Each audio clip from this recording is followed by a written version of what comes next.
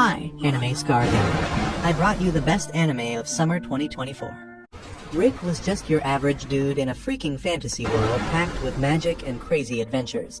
But let me tell, his life wasn't all that exciting. While most dudes his age would join some adventurer's guild to embark on dangerous quests, battling monsters and raking in the gold and glory, Rick ended up stuck in a lame 9-to-5 job with no prospects or girlfriend. Just like you, after slaving away at the same company for years, he finally said, "Screw this," and tossed his resignation right in his boss's face. So, after 2 years of hardcore training with some badass senior adventurers, he goes back to the guild to take their entrance exam. The reception Alyssa, his former co-worker and junior, she's totally shocked to see him ditch his old life at the ripe old age of 30 and choose the adventure path. While they're chatting, some old drunk dude stumbles over and starts hitting on Alyssa. She shuts him down, but this jerkwad decides to get physical, grabbing her arm and telling her to shut up and listen like a good little lady.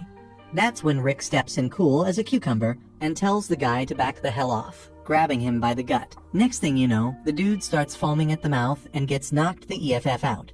Everyone's freaking surprised, but Rick just brushes it off, saying it's probably because the guy had too many drinks. So Rick gets his admit card and heads outside, where he bumps into this smoking hot chick named Rhea. She asks if everything went well, and Rick's feeling pretty good about himself. Meanwhile, inside the guild, people notice a handprint embedded into the metal armor of that Tate fan dude. Shit gets real when some FBI agents show up, claiming the guy's name is Doe, a former rank adventurer with assault charges. Alyssa realizes that Rick must have knocked his sorry ass out and starts giggling like crazy. Rick heads into the exam center, and folks are shocked to find out he's 32 years old. They all line up to touch this examiner's ball thingy that measures their magic. But when Rick steps up, the damn thing doesn't show a damn thing. The examiner gives him an F, and poor Rick walks away feeling like crap. The other peeps start making fun of him when all of a sudden, the ball cracks. So he's taken to another room where they measure their attack power by smacking a slime bag. Rick remembers how one of his meathead seniors effortlessly destroyed a golden slime bag, and now he's wondering if he can even come close. As everyone takes their turns, this 11-year-old whiz kid steps up. He's known as a prodigy and can already rock C-class magic at his age. The kid pulls off some fancy moves and then unleashes this tiny-ass fireball, blowing everyone's minds. They all think he's some sort of genius. Rick remembers when one of his younger peers pulled off this insane move, conjuring a fireball that legit looked like the freaking sun and chucked it at him. He barely dodged that thing. Then a bunch of other contestants took their shots at the slime bag. Finally, it's Rick's turn. He steps up to the stage, but this old man tells him to just give up because he wouldn't see much growth at the age of 32. But Rick recalls how he trained his ass off, pounding that golden slime bag until his hands were freaking bleeding. His senior told him he needed to hit it another 500,000 times to build some basic strength. And that's when Rick made up his mind he ain't never gonna give up. So he goes all in and throws a punch at that bag. That thing straight up explodes and goes flying out of the exam hall, shocking the hell out of everyone. Rick's even confused himself and thinks maybe the bag was just a dud. He considers himself pretty damn lucky. Next up is the defensive magic round, where the instructor hits him with some third-class magic. But Rick ain't even fazed. He stands there with a big old grin on his face. The instructor commends him and asks whether he used second-class defense magic. But Rick surprises him by saying he was using 5th-class magic, which is supposed to be the shittiest. The instructor thinks he's messing around and tells him to get serious because he's gonna hit him with some first-class magic. He suggests Rick use a first-class defense too. But Rick shocks him again by saying he only knows how to use 5th-class magic. The instructor is completely rattled, but he goes ahead and casts the magic, creating this huge explosion. Rick ain't got a single scratch on him. All the noise catches the attention of a high-ranking knight named Syl, who walks in and asks what the hell's happening because that explosion was way louder than it should have been. When the attendant fills him in on Rick and his crazy feats, Syl's surprised as hell. After that, Rick finishes up his written exam and steps out of the center, feeling relieved as hell. Rhea tells him not to stress because he's busted his ass for the past 2 years. But Rick still thinks he messed up the practical part, and out of nowhere, this kid named Freed, the prodigy, comes up to him and starts yelling about how Rick stole the spotlight. Rick's hella is confused, but then Freed starts bawling his eyes out, and this girl walks up and hugs him. She introduces herself as Angelica, Freed's sister, and says that this 40-year-old dude bullied him. Rick shouts that he is still 32, but Angelica starts clowning on him, calling him a washed-up loser and says he needs to be punished.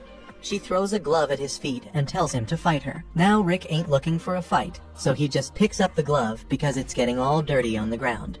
But then Rhea drops the bombshell on him, saying that picking up the glove means he's accepting the damn duel. Ain't no backing out now. So they both step into the stadium, and Rick finds out she's a second-class knight, which is like a badass B-rank adventurer. He starts freaking out, thinking he ain't got a chance in hell. But Rhea tells him to remember all the training he's been through these past years, and that brings back memories of how messed up his seniors were. He starts puking his guts out, but weirdly enough, it makes him feel better. Compared to those assholes, this girl ain't nothing. Rhea tries to boost his confidence, reminding him that he's part of the strongest party in the whole damn kingdom. That gives him a little courage, and he gets ready while that arrogant girl takes her stance and gathers her magic, ready to go full throttle at Rick with lightning speed. Rick dodges her without even thinking, while she's all like, what the hell? Did I miss it? Turns out she used a slower version of her attack. Then this young brat from the sidelines shouts that his sister is called Angelica, the light speed queen, because she's the fastest in the entire kingdom. She gears up for another attack, zooming toward Rick like a freaking bullet. But Rick's hella surprised because in his eyes, she's moving at a snail's pace. He starts wondering if she's messing with him, and at the last moment, he casually steps aside. This time, Angelica is surprised as she wonders whether it was a coincidence because only some hardcore adventurers can dodge her attacks. She gathers herself and charges at him again with all her conviction, unleashing her lightning fast strike. But once again, Rick's like, no, I can run faster than this. He starts wondering if Angelica got her night gig through connections or if she's really that weak. All these thoughts running through his head. Then, out of nowhere, Angelica trips over a damn rock and starts spinning like crazy. Rick's scared shitless, trying to dodge her sword that's flailing around like a maniac. The sword ends up getting stuck in the wall, and Rick's like, damn. This must be some next level move I ain't heard of. He feels dumb for thinking he was all strong and shit. Angelica gets up again and decides to use her blink step at lightning speed, like 3 times faster than before. But to Rick, it still looks like slow motion, and he easily dodges it. She tries that move 2 more times, but ends up tripping again and comes at him from a lower angle. Rick tries to intercept with a punch, but she slips right through. Rick with his punch creates a damn massive crater, scaring the crap out of the girl. He steps forward and tells her she's really strong, so he's going to give it his all too. But Angelica's so damn scared, she immediately throws in the towel and runs off. Rick's confused as hell, but Rhea tells him that the exam results are about to be announced, and his seniors are on their way too. That scares the shit out of Rick because he has no clue what those bastards will do if he fails the test. Rick and Rhea, let's bounce back to the exam spot for now. They say the result's gonna drop real soon through their exam tickets. If you pass, your ticket's gonna light up blue, and you can move on to the next stage. But anything else means you flunked. Rick's all stressed out, thinking he might have failed the exam.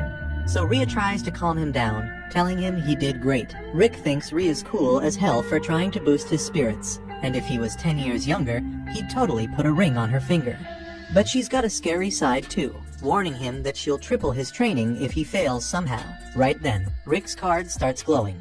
He grabs it, full of anticipation, and damn, he's stoked to find out he nailed the first exam. He dips out of the hall with Rhea, but as he steps outside, this awful stench hits his nose. He looks over and sees this rich dude strutting up to Rhea, introducing himself as the top dog of the Diamuit family, Raster Diamuit. Rick's already dealt with 2 Diamuit family members before, but this time Raster ain't here for Rick. He's here to make a move on Rhea. Rick tries to introduce himself, but Raster ain't interested in some middle-aged musclehead. He goes back to chatting up Rhea and straight up tells her he's head over heels for her, mistaking her jugs for her personality, and wants her to be his second wife. That's when Rick puts his foot down. He can't let Rhea slip away to a guy like Raster. So he steps in front of her and claims she's his girl, shutting down Raster's advances. Raster looks down and sees Rick's holding an exam card, meaning he must still be a low-ranking loser. And he finds it hilarious that someone as old as Rick is at the bottom of the barrel. Rick tries to defend himself, saying Raster's too damn old to be taking the exam too, looking like he's at least 25. But Raster just laughs it off and tells Rick he ain't here as a candidate. He already aced this test when he was just 14. So he's actually an A-rank adventurer, and here as an instructor for the second part of the exam. Thinking he's won this round, Raster turns back to Rhea and asks her to join him for dinner. But Rhea shuts him down, saying the only man she's rolling with is Rick. especially after the insane amount of cologne Raster sprayed all over himself. Raster's fuming, can't handle the fact that he didn't bag Rhea.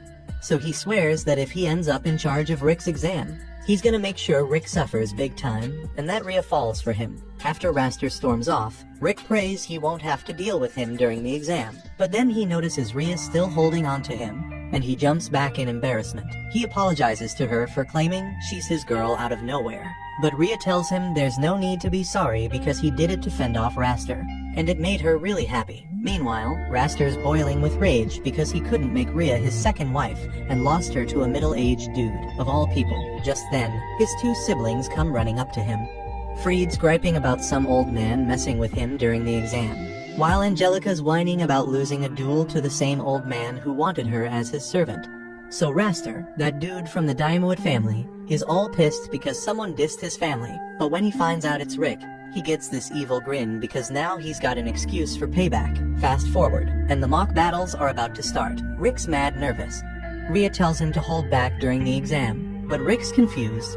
He thinks he's weak, so why would he hold back against stronger peeps? Plus, he's still worried about Raster being in charge of his test. Just then, they bump into this dude called Lynx, who's gonna be Rick's examiner. Rick's stoked because that's one less thing to stress about. Lynx says he's surprised Rick wants to become an adventurer at his age, but he ain't hating. He finds it inspiring that Rick's still chasing his dreams. Lynx became an adventurer at 24. But for the past 20 years, he's been stuck at B rank. He wants to reach a rank, so Rick's dedication motivates him. He's ready to test Rick in the mock battle. Now here comes Raster, lurking with some shady plan. Rick and Rhea are chilling in the locker room, and Rick's feeling way better because he's got Lynx as his instructor. But they're told Lynx mysteriously got sick and Raster's taking over. Rick freaks out. Rhea figures Raster pulled some shady moves, and since he's related to Angelica and Freed, he's probably got a grudge against Rick. Other examinees in the room start talking about how messed up it is to have Raster as an instructor. He loves beating up F-rank adventurers every year. He targets one unlucky adventurer and does everything to make them fail. That's bad news for Rick because Raster hates his guts right now. Meanwhile, Raster's outside messing with some random examinee, blasting him with ice and talking trash. But his fun gets interrupted by a message from the elite guard. Back inside, Rick's pacing because it's almost his turn. He's sweating how he's gonna handle Raster. Rhea don't get why he's so worked up. Just has to beat Raster. However, Rick thinks beating Raster is impossible.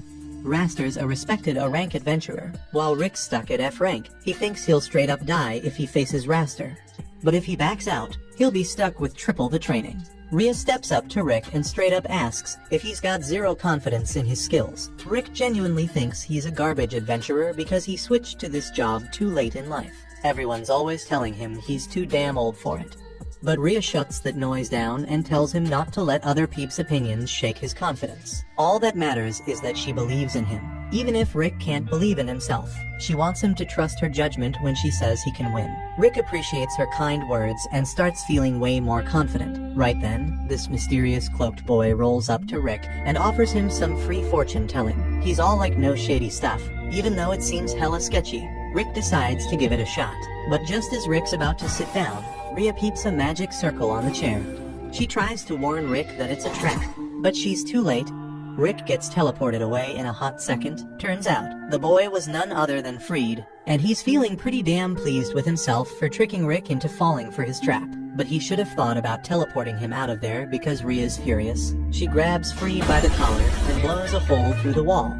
She demands to know where Rick got teleported to, but Freed initially refuses to spill the beans. After some not-so-consensual eyelash trimming and the thread of an eye poke, Freed spills the beans. His teleportation magic only sends someone 100 meters max, so Rick's still nearby. Meanwhile, Rick finds himself by the river behind the training center, feeling hella confused about how he ended up there. Suddenly, the elite guard shows up and tells Rick they've been ordered to beat him. These peeps are part of the Diamond family's elite guard, so Rick figures Raster and the crew are behind this mess. They don't want Raster to get his hands dirty, so they're trying to sabotage Rick's chances in the exam. Rick calls them out for being shameless, trying to mess with him so he misses his exam. But the leader corrects him and says this is a coordinated ambush by the elite guard. They got some B and A-rank adventurers on their side, making Rick feel completely outmatched. He's stuck trying to figure out what the hell to do when he spots some peeps standing on the ledge nearby. And when he takes a closer look, he realizes it's his senior party members. They scare the crap out of him even more than the elite guard. His party members jump down and ask why the hell he's there instead of taking his exam. So, fearing for the elite guards' lives, Rick makes up a lie saying they were just helping him get ready. Brufston even offers to join them if they're training. But Rick knows well how brutal training with Brufston is. He tries to warn the elite guard leader to get their crew out of there before they end up dead. The leader ain't taking him seriously and straight up tells his crew to take out Brufston. But as one of them tries to swing at Brufston's head, the damn sword shatters to pieces, and Brufston just stands there like a stone. He gives props to the dude for getting his body strong, but he's disappointed that he couldn't fortify his weapon enough to keep it from breaking. The guy gets all angry and decides to throw some punches, but you already know that doesn't end well. Brufston just grabs his hand and squeezes it till it turns purple. But don't trip. Brufston lets him know he's got healing magic to fix up his messed up hand. The leader of the elite guard is finally starting to realize he screwed up big time by picking a fight with these guys. He's finally getting how powerful they truly are.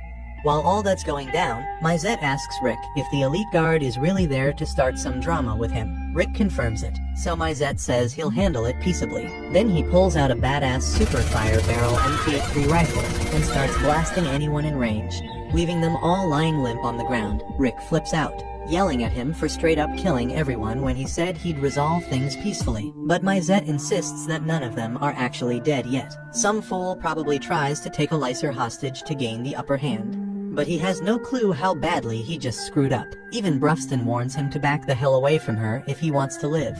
But the guy don't listen and smacks a Lycer to shut her up. Well, that sealed his fate because a Lycer straight up vaporizes him. The other elite guard members can't believe what just went down, but the leader finally gets it. So he tells them that the vampire girl, Eliseret Drakwell, is a prodigy, the world's strongest mage at just 10 years old. Mizette Eldwarf, the world's finest weapon craftsman, a dwarf so damn skilled he makes tech nobody's ever seen before. And Brufston, he's an orc with insane strength and wisdom. They're all S-rank adventurers, meaning they got strength that defies common sense. Plus, they're part of a party made up entirely of S-rank adventurers, the Challen Fist. The leader never thought he'd get to see such powerful peeps up close. Now that he has, he decides to do the smart thing and retire from the elite guard, effective immediately. The other fools who didn't quit got a deal with a Lycer. So Rick tries his best to ignore the screams of pain and focus on his exam. Rick reunites with Rhea after she's taken care of Freed, and they find Lynx all messed up from earlier. Raster had cornered Lynx and asked him about his dreams. When Lynx said he wanted to build a school for the kids in his village, Raster straight up said, "Ignore those kids," and beat the crap out of Lynx for having the audacity to dream. Raster did all that just to get to Rick. Rick is beyond furious about it. He was scared before, but now he's filled with nothing but determination to smash Raster.